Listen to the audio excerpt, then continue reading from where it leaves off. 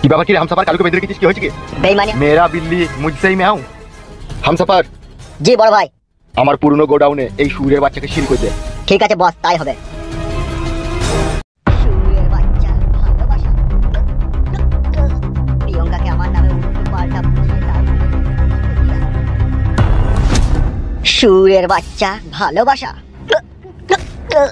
প্রিয়ঙ্কাকে আমার নামে উল্টো পাল্টা বুঝিয়ে তার মনের ভিতরে বিষ ভর দিয়া মরে যাও তবে তুই যা করছিস তুই জানিস না সাদা কুকুর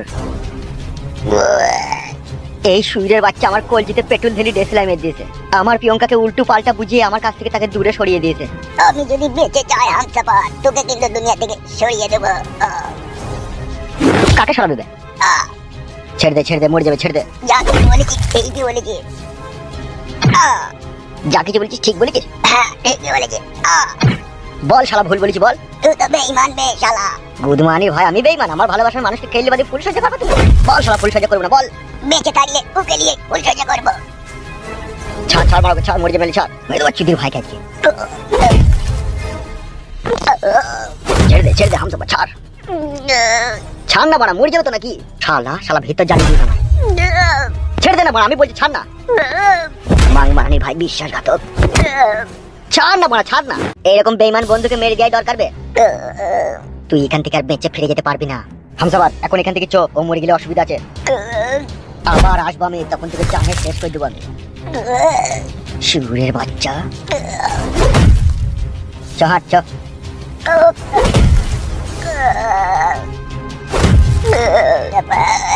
তোকে আমি ছাড়বো না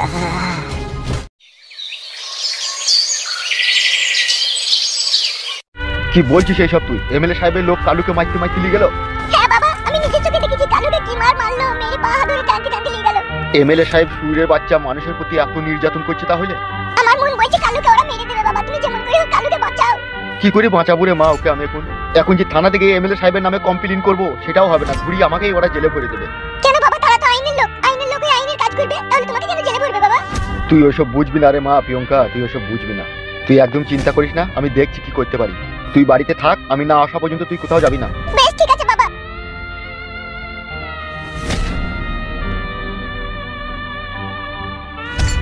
বাবা যদি এই সংসারে না থাকতো এই সংসারটাকে কি অবস্থা হতো সেটা আমরাই বুঝতে পারছি কাঁচের গ্লাসের মতো ভেঙে টুকরো টুকরো হয়ে যেত তুমি চলে যাওয়ার পর আমাদের জীবনে যে কি কষ্ট এসেছিল সেটা আমরাই জানি সত্যি করে বিশাল কষ্ট হয়ে যাবো সেই সব দিনগুলো মনে পড়লে বুকের ভিতরটা কিরকম কেঁপে ওঠে আমার আসলে ভালোবাসাটা এমনই একটা জিনিস না বউ খালি ঘাড়ের ভিতরে খালি শুয়ে শুয়ে দেয় কি বললে ওই ভালোবাসাটা যখন আমি ওই এমএলএর বউকে ভালোবেসে ফেলে গেলাম না তখনই খালি আমার ওইটা মনে হইতো কি মনে হইতো তখন বলবো বউ রাগ করবো না তো কি আর রাগ করবো বলো বলছি দেখো বলো ওই এমএলএর বউকে যখন আমি ভালোবেসে ফেলেছিলাম না তখন ওকে আমি সব জায়গাতেই দেখতে পেতাম আর খাটি মনে হইতো ওই আমার জীবনের নিঃশ্বাস ওকে ছাড়া নিঃশ্বাস বন্ধ হয়ে যাবে মন খারাপ করছি না তো বউ বলছি বলে মন খারাপ করিনি যতই তোমাকে দেখছি ততই আমার আশ্চর্য লাগছে থাক তাইলে আর বলবো না তোমার মন খারাপ করে দিতে আমার কোনো লাভ নাই বলো পুরুষ মানুষের মন বোঝা বড় মুশকিল বাড়িতে আছিস রে চঞ্চল বাবা মাঠে গেছে গো ছোট কাকা কিছু বলবো নাকি কাকা বাবার সাথে এটা কথা ছিল তাহলে বাবাকে আমি ডেকে আনবো কাকা হ্যাঁ ডেকে তো আনতে হবে একটা দরকারি কথা আছে বেশ ঠিক আছে তুমি বসো আমি এখনই ডেকে আনছি বাবা মাঠে আছে বেশ যা তাড়াতাড়ি আসবি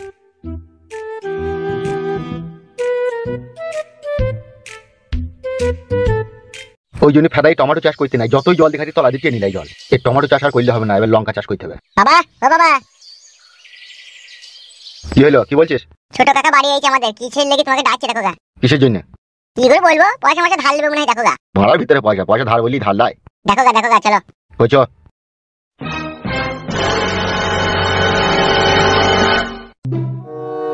একবার 3000 টাকা আমার কাছে ধার নিয়ে আমাকে নাকে কাঁদিয়েছে এবারও যদি ও ভেবে থাকে আমি ওকে পয়সা ধার দেবো ও ভুল ভেবেছে তুমি দেবো না করে দেবো পুক করে বাই করে দিয়ে দাও এবার আর পুক করেও দেবো না প্যাক করেও দেবো না পয়সা নাই তা কোথা থেকে দেবো খাটি পয়সা মুঝে গাড়ে ঝুলছি একটু করে চা খেয়ে আসে আব্বা তখন বাড়ি যাক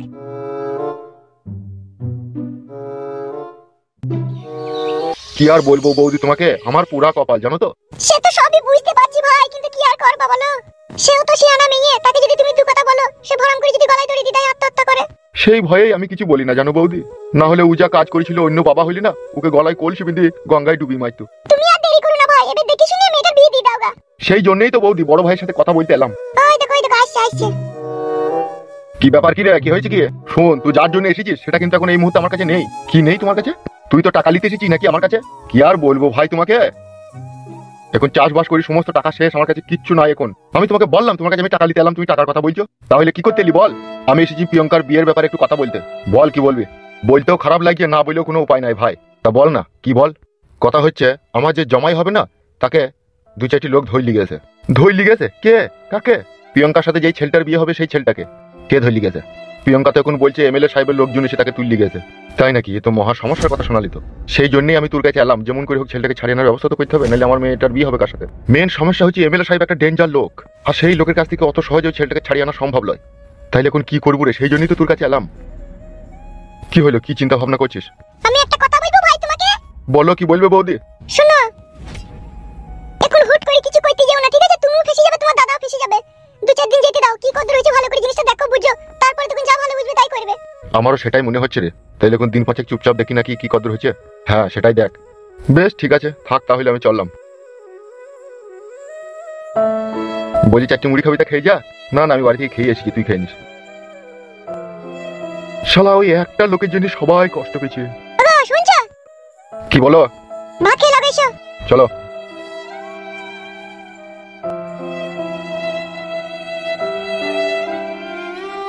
হ্যাঁ বাপ, হাই তো তুই তো আসছি কই রে? সেটাই তো বাবা, ও একটা কি আসছে মনে হচ্ছে না? হ্যাঁ, তার মধ্যেই তো লাগছে মনে হচ্ছে। ওই আসছে মনে হচ্ছে।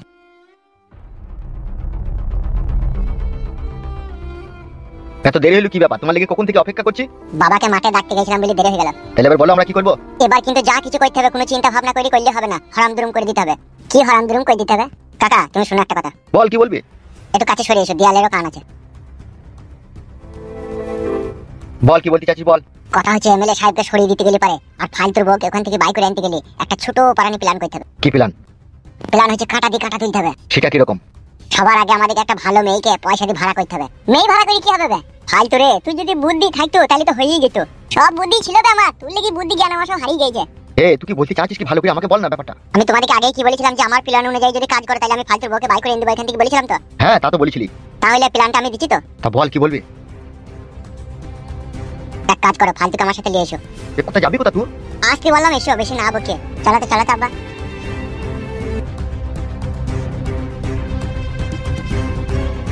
লাগো বৌদি, ধরো। তুমি বিশ্বাস করো, আমার কাছে 50 টাকাই আছে। তোরা কি ভাবিস বলতো আমাকে? আমি কি বাজারের পচা সবজি নাকি, তাই 50 টাকাই তোকে লাগাইতে দেবো? আমি বলছি তো বৌদি, আর পরে যখন লাগাইতে আইবো তখন 150 টাকাটা দিয়ে দেবো। ফালতু সকাল সকাল মুড খারাপ করিস না, এখান থেকে যা। 50 টাকায় দুটো দেশি মুরগি ডিম কিন গা, কুসুম ডালি হ্যান্ডেল মার্কা যা। এই ফকিং বৌদি 500 টাকার কম কারো কাছে সয় না, বুঝলি তো? আমি দিয়ে দেবো তো, বলছি তো তোমাকে। এইসব আরামায়েশের ব্যবসা ধারে হয় না, বুঝলি তো? টাকা ফেলতে কাজ করতে চলে যা, ফালতু বকিস না, যা এখান থেকে। বাল আমার, অত নিমক খারাম কেন তুমি? বাকি পয়সাটা আমি দেবো না নাকি? না দিই না আমি? শুধু আমার বউ বেড়াইতে গেছে বলে সেই জন্য তোমার কাছে আসা, নাহলে আমি আসতাম না। আসতেই বা কে বলে তোকে? পয়সা নাই করি নাই, তোকে আমি আসতে বলেছি নাকি? তোমার কাছে শুয়ে তোমাকে প্রায় 1 লাখ টাকা মতো দিয়েছি, আর এই 200 টাকাটা আমি দেবো না তোমাকে? পালা পালা, কাস্টমার আছে, ফালতু ঝামেলা করিস না, পালা। তাহলে দেবা না, তাই তো? এই পিতা কপালি ছুড়া, পালা এখান থেকে। কি হলো কি ফকিং বৌদি, এনিথিং রং? এই দেখো না, বইনির সময় তো এসে কিরকম কেচলা কেচলি করছে। এইসব ব্যবসা ধারে হয় না রে খাপা, বুঝলি? তোর ফাটছে নাকি? তোকে কথা বলতে বললাম নাকি? তুই ফালতু বকিস না, তুই এখান থেকে যা। ঠিক আছে লেওড়া, মনে থাকবে।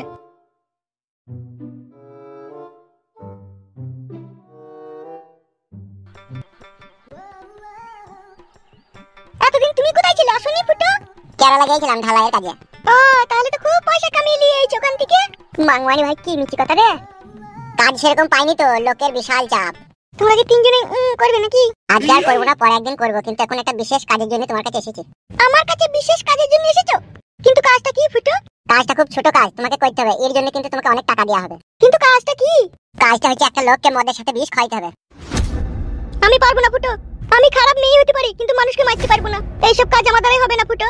তোমরা তিনজন চাইলে আমাকে উল্টি পাল্টি ফিরিতে করে এখান থেকে যেতে পারো, কিন্তু আমি কাউকে মারতে পারবো না। শোনো ফকিং বৌদি, ভালো মানুষকে মারতে বলিনি তো তোমাকে, একটা খারাপ মানুষকে মারতে বলছি। আমি পারবো না গো ফুটো, তুমি মাফ করো আমাকে। দেখো ফকিং বৌদি, আমার কথাটা শোনো। তুমি যদি এই কাজটা করো, তোমাকে ক্যাশ টাকা 90,000 টাকা দেবো আমি। 90,000 টাকা? কি চিন্তা করছো? মদের সাথে 20 টাকাকে খাইতে হবে। আমাদের গ্রামের এমএলএ বিকাশ দত্ত সাহেবকে।